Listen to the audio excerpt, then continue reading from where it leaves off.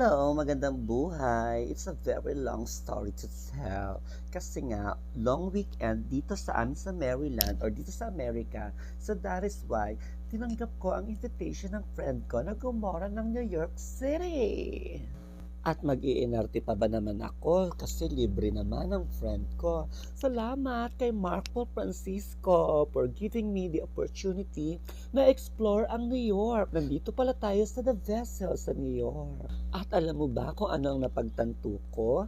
Dapat habang bata ka pa, mag-travel ka lang ng bonggang-bongga. Kasi imagine mo, nandito ako ngayon sa Brooklyn Bridge, kailangan mong maglakad ng bonggang-bongga. Naku, kapag may rayuma ka na, hindi mo na magagawang rumampa pa ng bonggang-bongga.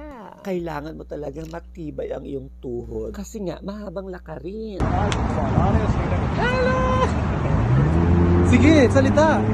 Ano ba sasabihin ko? Oh, we are here in the We are now here at Brooklyn Bridge. Sinulit ko talaga ang chance na ito. Hindi talaga ako nagpahinga kasi nga isang gabi lang naman ako dito sa New York. So bali, pagka umaga nun, kailangan ko nang bumalik sa Maryland kasi may pasok na kinabukasan. By the way, syempre, sumakay rin kami ng barko at nadaanan namin itong famous na Statue of Liberty dito sa New York City. Nakakaloka. Alam niyo ba, sa pelikula ko lang to napapanood. Ngayon, malapit ko na siyang nakikita.